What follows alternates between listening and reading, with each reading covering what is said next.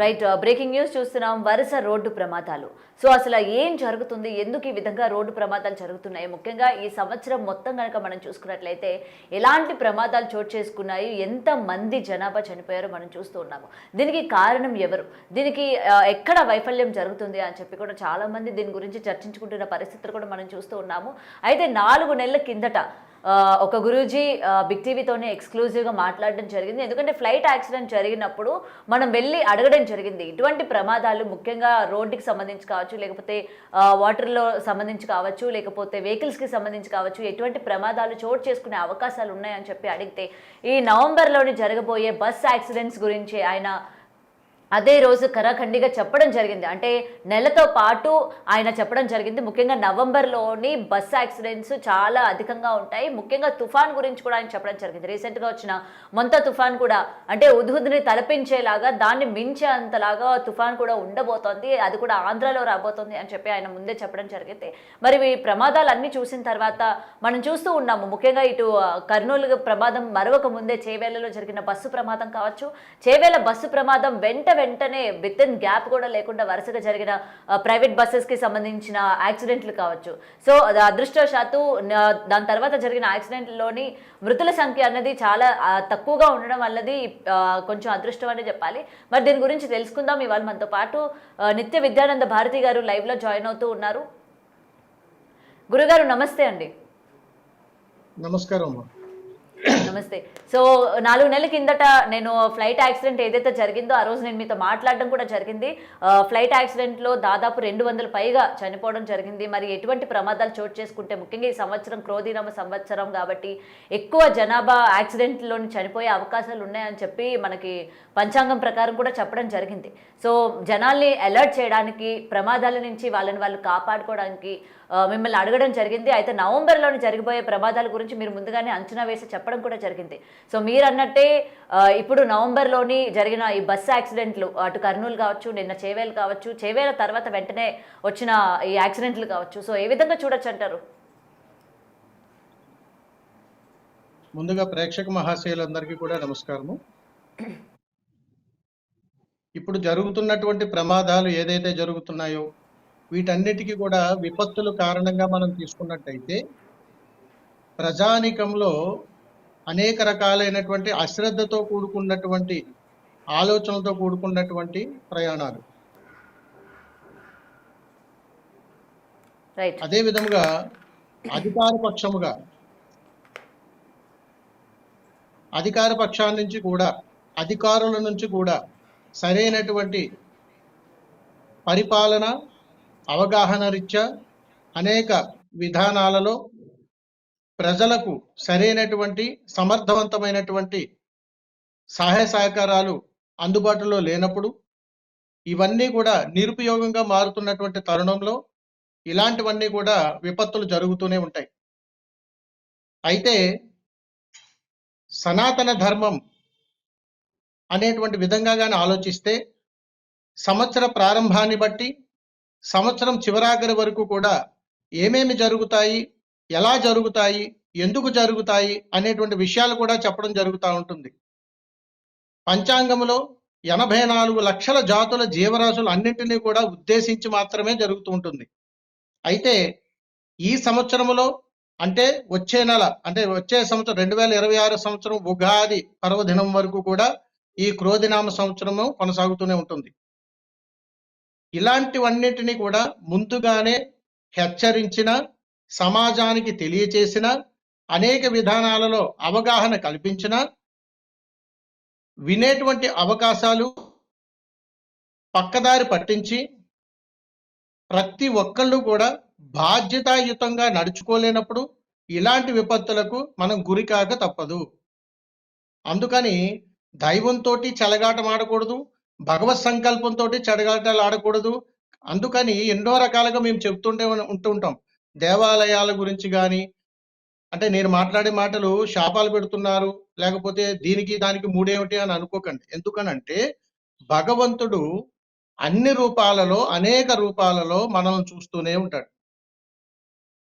ఇలాంటి జరుగుతున్నటువంటి విపత్తులలో దానికి సంబంధించినటువంటి అధికారులు తీసుకోవలసినటువంటి జాగ్రత్తలు ముందుగా కల్పించవలసినటువంటి అనేక రకాలైనటువంటి ఈ ప్రయాణాలు గాని, యాక్సిడెంట్‌లకు గాని, లేకపోతే అక్కడ జరుగుతున్నటువంటి ప్రమాదాలకు గాని, దానికి కావాల్సినటువంటి అవగాహనలు గాని, అర్ధరాత్రి పూట ప్రయాణాలు గాని, హెవీ వెహికల్స్ ఒక ప్రయాణాలు గాని, రోడ్ల మరమ్మతులు గాని, ఇలాగ ఇవన్నీ కూడా ప్రభుత్వానికి సంబంధించినటువంటివి. అయినా కానీ బాగున్నా గాని ఎక్కడో అజాగ్రత్త ఏర్పడతా ఉంది. ఇవన్నీ ముందే ఎందుకొస్తాయి? ఎందుకు తెలుస్తాయి? అని అడిగితే ధార్మిక విషయాల్లో ఎప్పుడూ కూడా నిస్సంకోచంగా భగవత్ సంకల్పంతో చెలగాటాలాడితే, పట్టించుకోనట్టుగా గాని ఉంటే, దేవాలయాల మీద దూషణలు జరిగినా, అదే విధంగా భగవంతుడితోటి చెలగాటాలాడిన అనేక రూపాల్లో మనకు ఇవన్నీ హెచ్చరికలుగా మనం తీసుకోవాలి. అయితే గురుగారు ఇక్కడ ఇంకొకటి మనకి కమెంట్ సెక్షన్‌లో కూడా చాలామంది అడుగుతున్నారు. మరి ఇలాంటి విపత్తులు జరుగుతాయని చెప్పి మీకు ముందే తెలిసినప్పుడు జనాల్ని ఎందుకు హెచ్చరించరు? ఎందుకు బస్సు ప్రయాణంలోని ముఖ్యంగా ఇటువంటి ప్రమాదాలు చోటు చేసుకుంటాయి అని చెప్పినప్పుడు జనాలకు ముందే చెప్పాలి గదా! చెప్పకుండా ఈరోజు మీరొచ్చి ఆ రోజు మేము చెప్పాము, జనాలు వినిపించుకోలేదు అని చెప్పి నేను కొన్ని కమెంట్స్ కూడా చదవడం చూశాను. ఇలాంటి వైపరీత్యాలు ప్రకృతికి సంబంధించిన వైపరీత్యాలు జరిగినా, ఇలాంటి యాక్సిడెంట్లు జరిగినా మీరు చెప్పాలి గదా! లేకపోతే ప్రభుత్వం ఏదైతే అంటున్నారో మరి ప్రభుత్వంతోనైనా మీరు వెళ్ళి మాట్లాడాలి కదా, జనాల్ని అప్రమత్తం చేయాలి కదా, మీరున్నది అందుకే కదా అని చెప్పి చాలా మంది ప్రశ్నిస్తూ ఉంటారు ఈ రోజు. సో ఏం చెప్తారు దీనికి మరి? దీనికి సరైన సమాధానం అంటే ఏంటంటే తల్లి, మేము ఆధ్యాత్మిక చింతనతో కూడుకున్నటువంటి ధార్మికమైనటువంటి ప్రయాణాలలో భవిష్యత్తుని అంచనా వేసి ఖచ్చితంగా తెలియజేస్తాం. అయితే ప్రజలకు అనేక రూపాలలో మేము తెలియచేసినా గానీ, దీనిని సరైనటువంటి విధానంలో తీసుకొని వెళ్ళలేకపోయినది మీరే, మీడియా వాళ్ళే. అందుకని మీ యందు పూర్తి సహాయ సహకారాలు గాని సంపూర్ణంగా గాని జరిగి ఉంటే ఈరోజు ఈ విపత్తులు జరుగుండేవి కాదు. రెండవది, ప్రభుత్వానికంటే అంటే ప్రభుత్వానికి మనం తెలియచేసేటట్లుగా, సమాచారం అందించేటట్లుగా మధ్యలో ఉన్నటువంటి వారధి మీ ద్వారానే సమాచారం అందాలి. ఇది మీడియా మేము సరిగ్గా అనేక మీడియా కాదు కాదు అంటే మీరు చెప్పింది మీడియా సరిగ్గా అంచనా వేయలేకపోతుంది అంటారా? మీడియా ముందుగానే ప్రజల్ని హెచ్చరించట్లేదు అని అంటారా? మీరు మీరు అంచనా కాదు తల్లి. ఏదైనా గురువులు గాని, మహాసంకల్పం ఉన్నటువంటి సాధనా పరులు గాని, ఎవరైనా ఏదైనా గాని హెచ్చరించినప్పుడు దానిని ప్రజల్లో తీసుకెళ్లవలసినటువంటి బాధ్యత మాకెంతైతే ఉందో మీకు కూడా అంతే ఉంటుంది.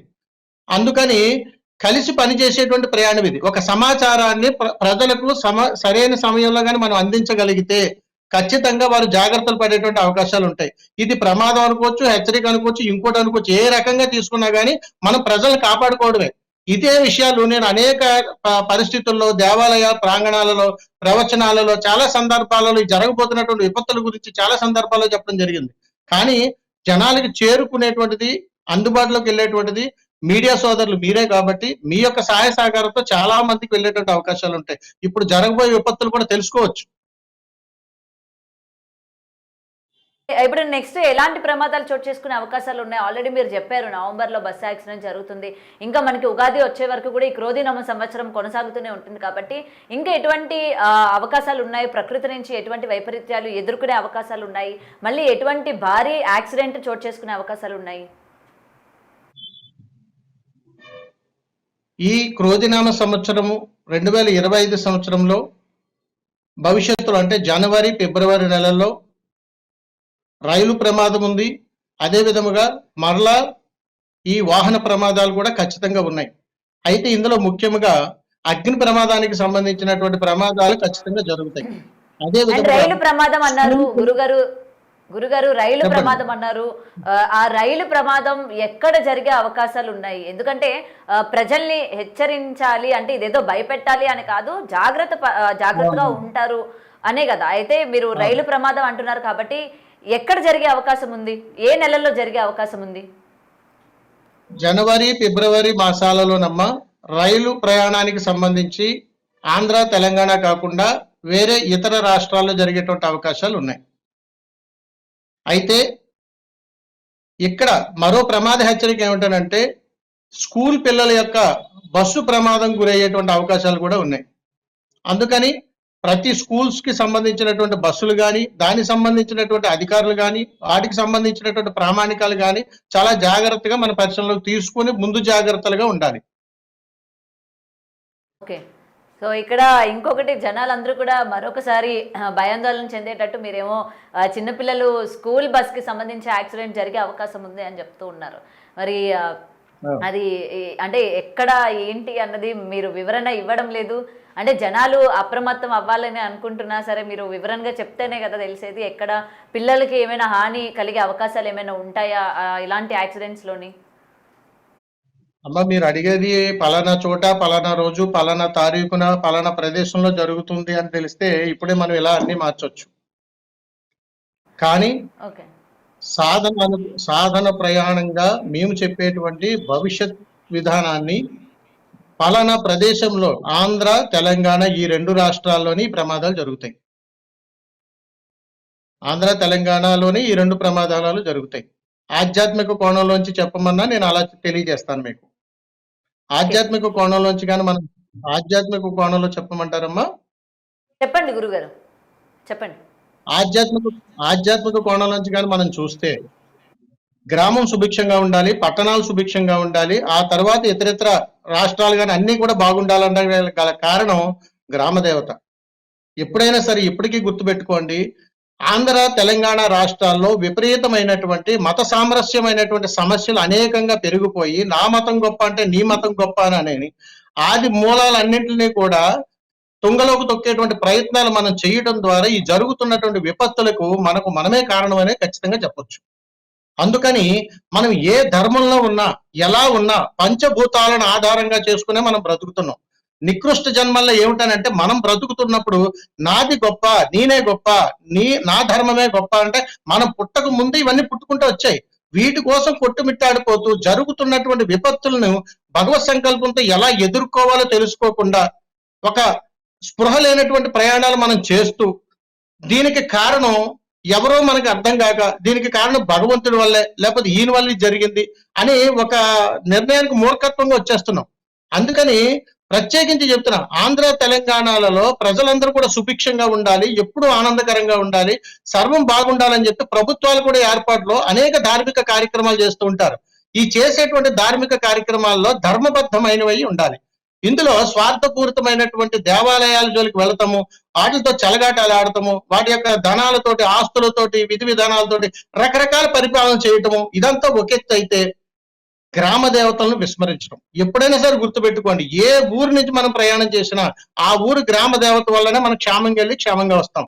కాబట్టి ఇన్ని సంవత్సరాల్లో ఎప్పుడు ఏ ప్రభుత్వాలు కూడా గ్రామ దేవతల దగ్గరికి రావటం, వాళ్ళ యొక్క అనుగ్రహాన్ని పొందడం, పరిపాలన సుభిక్షంగా జరగాలని కోరుకోవడం ఎప్పుడూ లేదు.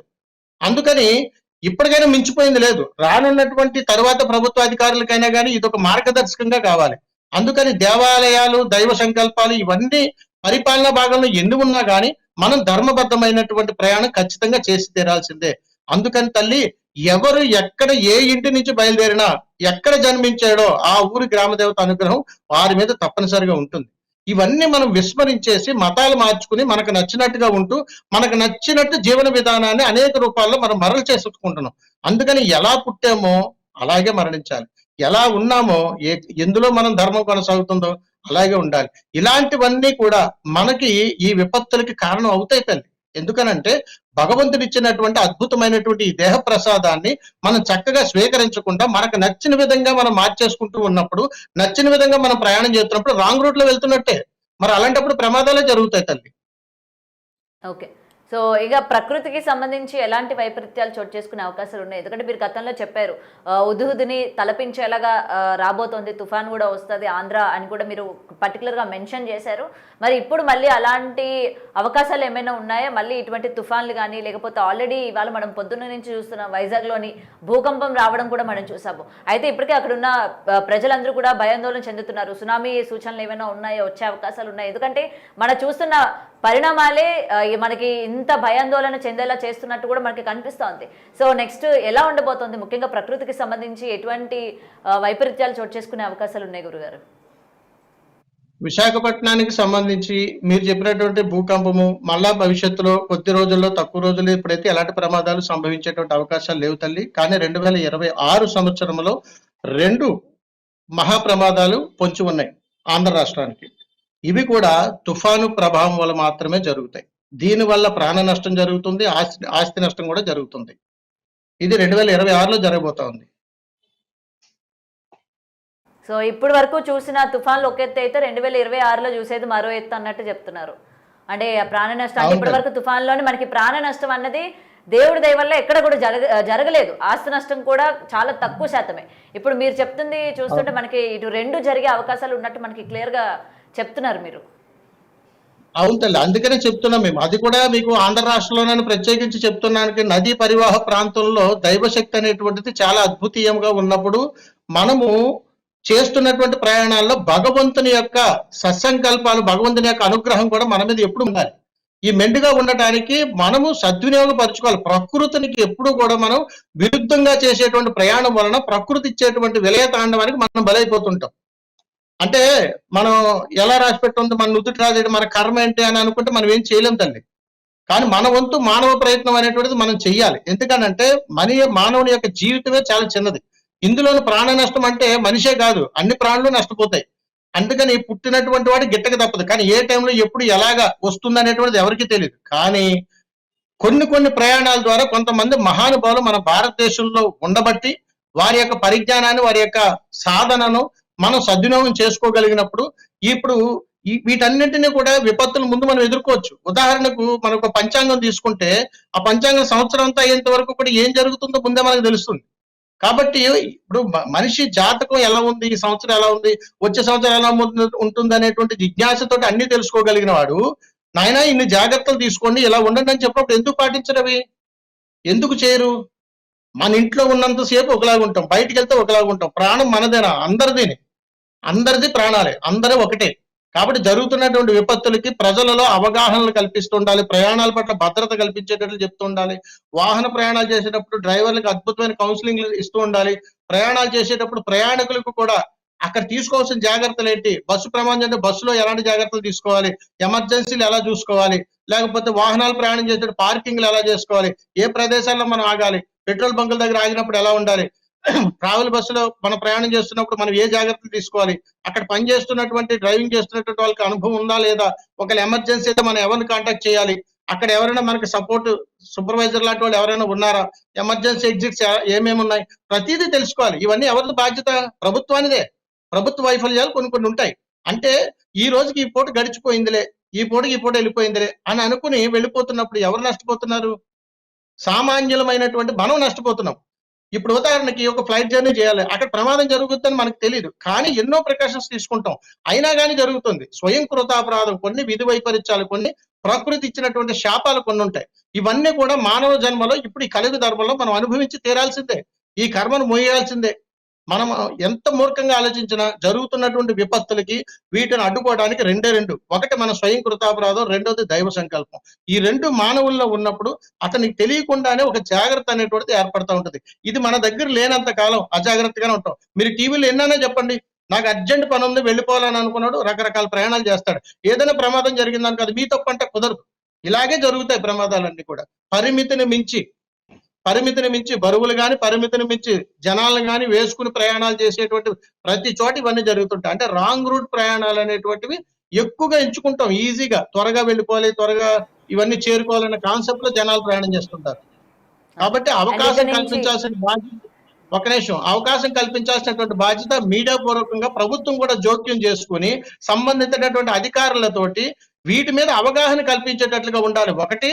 రెండవది మా యొక్క సలహా ఏమిటనంటే ఆధ్యాత్మిక ప్రవచనాలు చెప్తున్నప్పుడు కూడా ఎన్నో రకాలైనటువంటి ఇలాంటివి జరుగుతాయని తెలుసుకుని ఉన్నప్పుడు కాస్త ప్రజల్లోకి అర్థమయ్యేటట్లుగా తెలియజేయాలి. అది భయాందోళనకు గురి చేసేలా ఉండకూడదు. ముందు జాగ్రత్త సుమా, జాగ్రత్తగా ఉండండి సుమా, జాగ్రత్తలు పాటించండి అని తెలియచేసేటట్లుగా ఖచ్చితంగా ఉండాలి. ఇది కాకుండా చాలా స్కూల్స్ ఉంటాయి, పిల్లలు ఉంటారు, వీళ్ళందరికీ కూడా అవగాహన కల్పించాలి. ప్రయాణాలు చేస్తున్నప్పుడు ఇలా ఉండాలన్నమాట. పిల్లలు ఎక్కువ నాటుకుపోతాయి అవన్నీ కూడా. అవి చిన్న వయసు నుంచి చెప్పడం వల్ల పెద్ద అయ్యే కొద్దీ కూడా చాలా జాగ్రత్తలు తీసుకునే అవకాశం ఉంటుంది. ఇప్పటికి కూడా మనం జాగ్రత్తలు తీసుకోక ఇవన్నీ జరుగుతున్నాయి.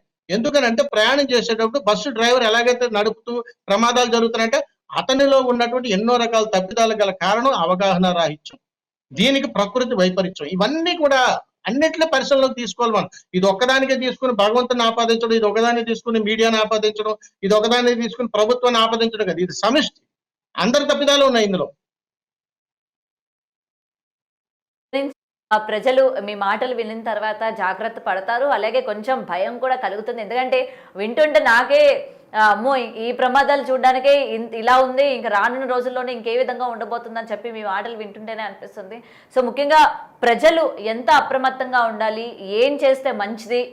రోజువారీ మనం ఎప్పుడు కూడా బిజీ షెడ్యూల్లో ఉంటాము, సరిగ్గా ఎవరిని పట్టించుకోము, లేకపోతే దైవారాధన ఉండదు, లేకపోతే ఇలాంటివన్నీ కూడా ఉండవు. సో ప్రజలు ఇక నుంచి ఎలాంటి చర్యలు తీసుకుంటే మంచిదంటారు? ఎందుకంటే జరగాల్సింది జరగక మానదు ఏదైనా కూడా.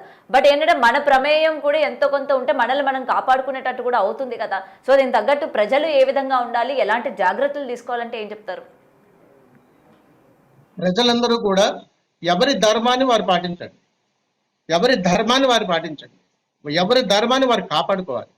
అది మనం రక్షించుకోలేనప్పుడు మనం జరుగుతున్నటువంటి విపత్తులకు మనం కారణమవుతాం. ఒకటి గుర్తుపెట్టుకోండి, ఈ రోజు వారు కావచ్చు, రేపు నేను కావచ్చు, తర్వాత మీరు కావచ్చు, ఎవరైనా వెళ్ళిపోవాల్సిందే. కానీ అది ధర్మబద్ధమై ఉండాలి. ఇంత భయానకరమైనటువంటి మరణాలు మనకొద్దు. కాబట్టి శాంతియుతంగానే మనం ప్రశాంతంగానే నిద్రలోనే పోవాలనే ఎవరైనా కోరుకుంటారు. మరి అలా చేయాలనుకున్నప్పుడు మనమందరం ఏం చేయాలి? అవగాహన పెంచుకోవాలి. ప్రయాణాల పట్ల, ప్రమాదాల పట్ల, జరుగుతున్నటువంటి విపత్తుల పట్ల, ఆడపిల్లల మీద జరుగుతున్నటువంటి అఘాయిత్యాల పట్ల, అదే విధంగా ఈ ఆత్మహత్యల పట్ల ప్రతి దానిలోనూ అవగాహన తప్పనిసరి. ఇవన్నీ కావాలని అడిగితే మన ధర్మాన్ని మనం ఎప్పుడైతే గౌరవించగలుగుతామో ఇవన్నీ కూడా మనకు అవగతం అవుతాయి. అయితే ఇప్పటి వరకు కూడా విన్నవన్నీ కూడా ప్రజలందరూ కూడా పాటిస్తారని అనుకుంటున్నాను. సో ఇది ఏ మాత్రం కూడా అందరినీ భయాందోళనకి గురి చేయడానికి కానీ, లేకపోతే ఎందుకు ఈ విధంగా మాట్లాడిస్తున్నారు అని కానీ కాదు. ఎందుకంటే ఎప్పుడు ఇలాంటివి జరిగేటప్పుడు ఎప్పుడు మనల్ని పీఠాధిపతులు కావచ్చు, లేకపోతే ఆస్ట్రాలజిస్ట్ కావచ్చు, లేకపోతే వీళ్ళందరూ కూడా హెచ్చరిస్తూనే ఉంటారు. జరగబోయేవి ముందుగానే కొంతమంది చెప్తూ ఉంటారు. దేనికి ప్రజలు అప్రమత్తంగా ఉండాలి, తగిన జాగ్రత్తలు తీసుకోవాలి. ఓకే, ఎంత జాగ్రత్త తీసుకున్నా అంటే జరిగేది జరగకుండా మానదు. బట్ ఏంటంటే మన జాగ్రత్తల్లో మనం ఉంటే ఎంతో కొంత మనల్ని మనం సేవ్ చేసుకునే వాళ్ళం కూడా అవుతాం. కాబట్టి ఇలాంటి విపత్తులు ఏవైతే ముందుగానే చెప్తారో, ముఖ్యంగా రోడ్ల మీద ప్రయాణించే వాళ్ళు కావచ్చు, ప్రతి ఒక్కరు కూడా తగిన జాగ్రత్తలు తీసుకోవాలి. ఎక్కడికక్కడ డ్రంక్ అండ్ డ్రైవ్ కూడా చేయకూడదు, చేయకుండా డ్రైవ్ చేయండి అని చెప్పి ఎప్పటికప్పుడు పోలీసులు హెచ్చరిస్తూ ఉంటారు. ఎందుకంటే మనం వెళ్ళడమే కాకుండా మనతో పాటు చాలా మందికి హాని చేసే విధంగా మారుతాయి అని చాలా సంఘటనలు మనం చూస్తూ ఉన్నాం. అండ్ మొన్నటి నుంచి కూడా జరుగుతున్న ఈ యాక్సిడెంట్స్ ఏవైతే ఉన్నాయో, ఒకరి తప్పిదం వల్ల కొన్ని వందల మంది కావచ్చు, లేకపోతే కొంత 10 మంది 19 మంది ఇలా చాలా మంది ప్రాణాలను కోల్పోయి వాళ్ళ యొక్క కుటుంబ సభ్యులు ఎంత రోధిస్తున్నారో కూడా మనం చూస్తూ ఉన్నాము. సో ఇదంతా కూడా మీకు తెలియజేయడానికి మెయిన్ రీజన్ ఏంటంటే అవగాహన కల్పించుకోవాలి. ఆస్ట్రాలజిస్ట్ చెప్పేది కావచ్చు, లేకపోతే పీఠాధిపతులు చెప్పేది కావచ్చు, ఇవన్నీ కూడా మనం ఎప్పుడు కూడా కొట్టి పారేయకూడదు. వాళ్ళు చెప్పేవి ఎక్కడో ఒక చోట అవి నిజం అవుతూ వస్తూనే ఉన్న పరిస్థితులు మనం చాలా వరకు చూసాము. వీరబ్రహ్మం గారు చెప్పినవి ఇప్పటికీ నిజం అవుతూ ఉన్నాయి. ఆయన చెప్పినట్టుగానే ప్రతిదీ కూడా జరుగుతూ ఉంటుంది అని చెప్పి ఒక ఇన్సిడెంట్ జరిగిన తర్వాత మనం ఏ విధంగా అయితే నమ్ముతూ ఉంటామో, ఇలాంటి యోగులు కావచ్చు, ఇలాంటి వాళ్ళందరూ కూడా చెప్తున్న మాటల్ని మనం ఎప్పుడు కూడా పెడచెవిన పెట్టకుండా ఎంతో కొంత ఆచరిస్తే మనకు అది హెల్ప్ అవుతుంది అన్న దాని గురించి ఇవాళ ఇతని గురించి మీకు చెప్పడం జరిగింది. ఎందుకంటే 4 నెలల క్రితం ఎటువంటి ప్రమాదం చోటు చేసుకుంటుంది, ప్రజలు ఎంత అప్రమత్తంగా ఉండాలి అని చెప్పి కూడా ఆయన బిగ్ టీవీతోనే ఎక్స్క్లూజివ్గా ఆ రోజు చెప్పడం జరిగింది. మరి ఆయన చెప్పిన విధంగానే ఈరోజు పరిణామాలు కూడా సేమ్ యాజ్ ఇట్ ఈజ్ అలానే ఉండడం కూడా జరిగింది. సో మరొకసారి ఆయన లైవ్లోకి తీసుకోవడానికి కూడా రీజన్ అదే. ఇంకా రానున్న రోజుల్లోనే ఇంకెలాంటి విపత్తులు ప్రజలు ఎదుర్కోవాలి, దేని నుంచి అంటే ఎలా మనం బయటపడాలి, ఏ విధంగా సేవ్ చేసుకోవాలి అన్న దాని గురించి తెలుసుకోవడానికి ఒక చిన్న ప్రయత్నం చేయడం జరిగింది. సో ఎవరిని కూడా భయపెట్టడానికి కాదు, జస్ట్ అప్రమత్తం చేయడానికే బిగ్ టీవీ ఈరోజు మీ ముందు ఈ వీడియో నిలబెట్టింది.